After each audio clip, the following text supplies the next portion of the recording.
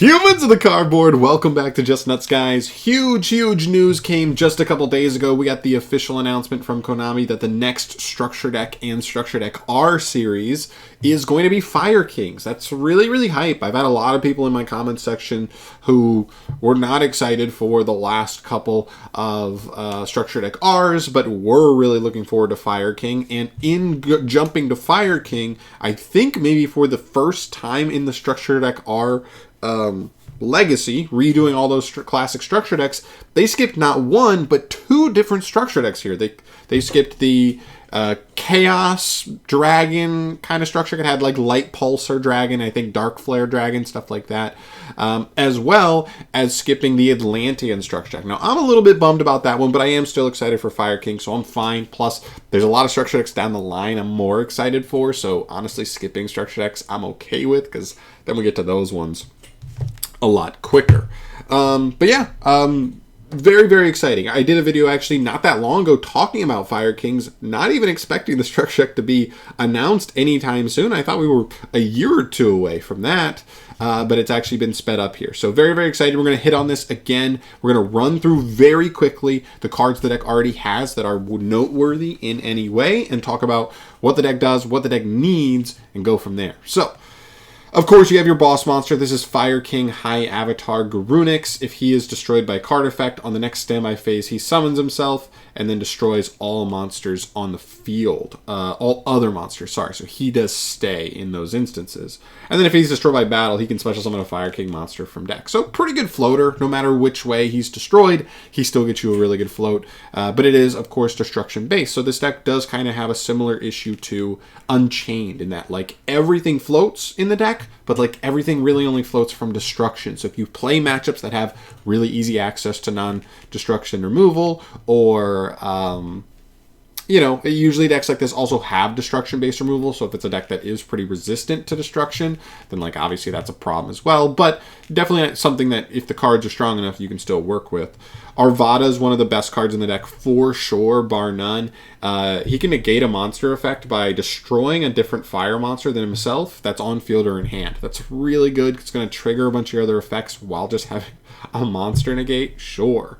And then all of them also float if they're destroyed. So if he's destroyed, he can target a Beast Warrior, Wing Beast, Fire Monster engraved and special summon it. It does negate it, but then it pops it on the end phase. So even if it's negated, you're going to pop it on end phase, and that will most likely be a card that triggers anyway and gets you another float from there. Barong is up next. A lot of the other ones have this, little stipulation. If a Fire King monster you control is destroyed by card effects specifically, you can special summon them from the hand. They all just jump out if something can get destroyed by card effect that way. It's pretty cool. During the next standby phase after this card is destroyed by card effect, you can add a Fire King card from deck to hand. So a little bit slow, right? You have to wait till next standby phase, but an add is an add, and that's not too shabby. Yaksha, same thing, jumps out of hand that same other way, and if he's destroyed, he allows you to destroy one other card in your hand or that you control, so just gets you more pops. All your cards are getting you stuff. It's very similar to me to Unchained in the way that it functions. You just try to destroy your own stuff because you end up plussing harder at the end anyway. Garunix may be the worst monster the deck has access to. It has that extension effect, and then this card has to be destroyed by an opponent's card, which I don't love, because like your opponent's just going to read this card and be like, okay, I guess I'll just shuffle that one, banish that one, not going to attack that one. Because it lets you special summon a Fire King Avatar monster from your deck. So it's one of the better floats. So I don't love this one. It's definitely one of the weakest. Plus, all the other ones are like level 4, and then this one's just 3. So it doesn't add to potential rank 4 capabilities, stuff like that. Fire King Avatar Kirin. This is another one. If this card is destroyed and sent to the graveyard, you can Foolish any fire monster from deck to grave. Not historically a great attribute. That's great when it's sent, so that's not really that crazy, but it's another one of the extenders, whatever. It's another one of the mid ones. Last thing to know here, all of them in the main deck except for, I think, Garunix, 200 defense. 200 defense fire monsters, and obviously high Garunix, but that'll come up. True King Ignimazad the Vanisher. This is a very interesting card specifically for this deck because it destroys multiple cards, and if you destroyed 2 fire monsters, you can banish a monster from your opponent's field or graveyard. Now it's better going second, not always going to be great going first, but like still pretty good. So you're going to get 2 destructions. You get the level 9 big body that could be used for something else potentially. And if this card is destroyed by card effect, you can add a non-fire worm from graveyard to hand. That's graveyard, so I don't know if that'll have great synergy here, but like this deck can destroy it probably pretty easily. So I don't know. Interesting card. Fire King Island. This card is a good searcher. During your main phase, you can destroy a monster in hand or you control to add a Fire King monster from deck to hand. Again, all of them float, so that's actually pretty good. If you control no monster, you can special summon a Fire Winged Beast from your hand, so that also helps you kind of cheat out High Garunix if he's kind of stuck in hand. So pretty cool there. Good field spell overall for sure.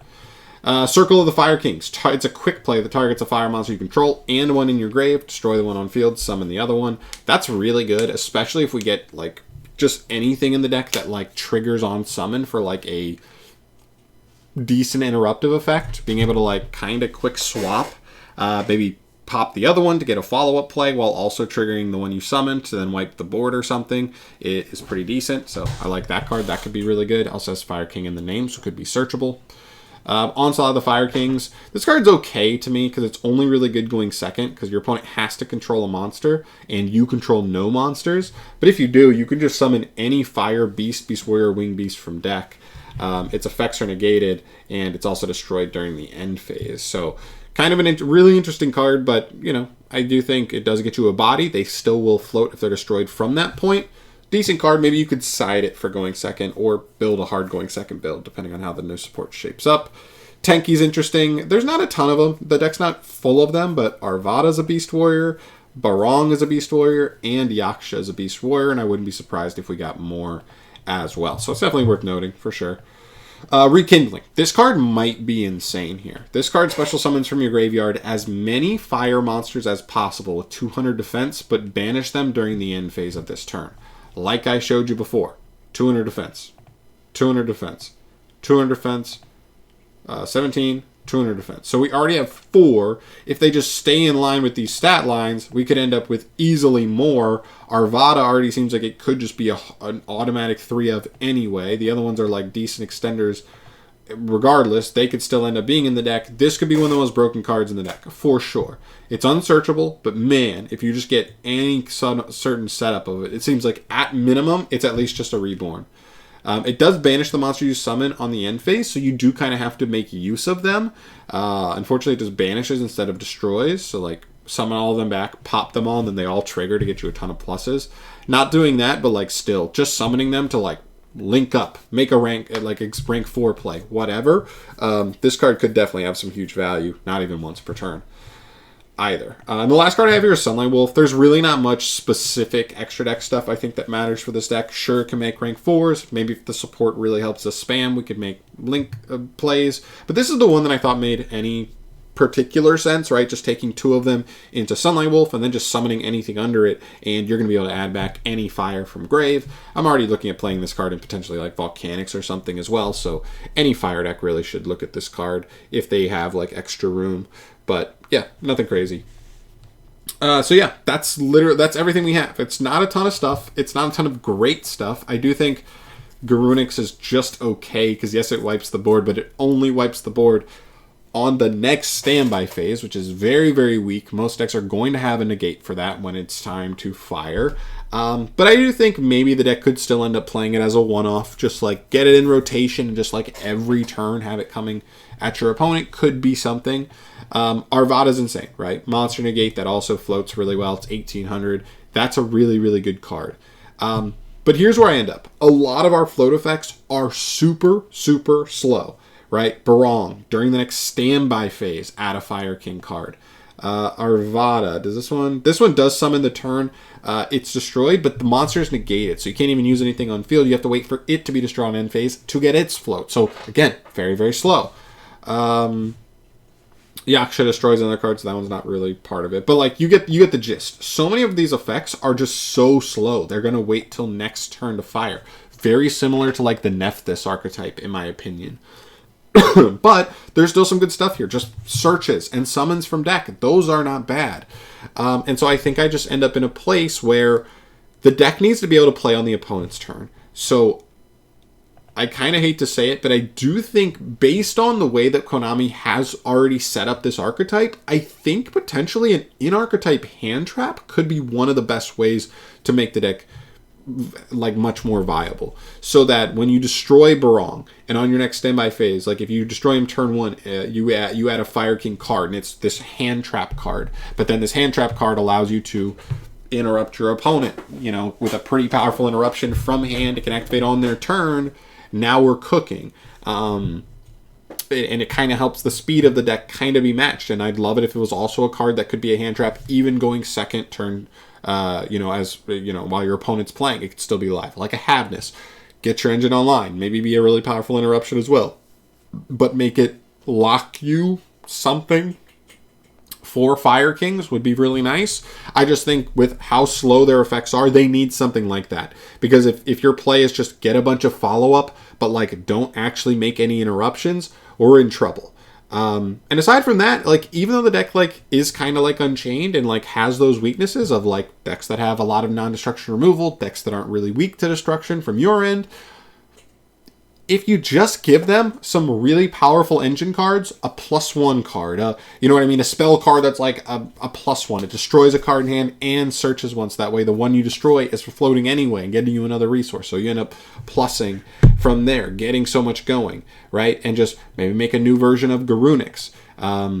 You know, that would obviously kind of be needed. Something that's actually an interruption on your opponent's turn, not just, oh, standby phase. I'm going to wipe the board. It is way too weak and way too slow. So we'll see. I think there's a lot of different routes they can go with it. Keep in mind, this also came out at a time where like not much extra stuff was going on, I believe. And so I don't know. Do they go an extra deck route? They could. I think, you know, and I hate to say it again, but like Link makes the most sense here. A Link 2, obviously, if they make a Link 1, any deck can be broken. So I kind of lean towards a Link 2 that's just solid, but maybe takes specifically, you know, a Fire King and another Fire Monster or 2 Fire Kings, whatever. Hard type lock it. That's fine with me. And then, you know, that gives them a little more wiggle room because, like, some of these decks that don't have extract monsters can definitely feel like they're missing something in, like, an area of how they play.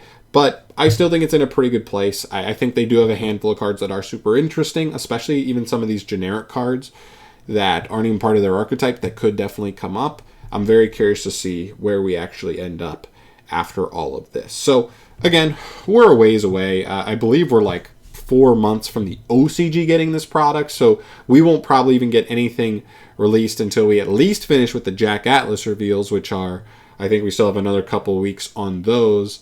While we get the final 1 or 2 cards from that product. And then from there, you know, then it'll probably be a couple weeks before we even start seeing reveals here. But I hope they're really strong. I've always liked the design of this archetype. It looks very cool.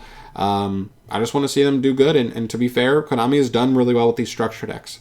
Even the Cyber Darks. For where Cyber Darks were, that structure deck is actually pretty dang good. I know they're not actually a good deck, competitively speaking, but I think for a deck that like did literally nothing, they actually did a pretty good job with it. And I think this deck obviously has way more going for it already than Cyberdark. So there's a little more room there. Plus they're doing all this stuff with fire decks. Why not keep it going? Keep the fire lit. You know what I mean?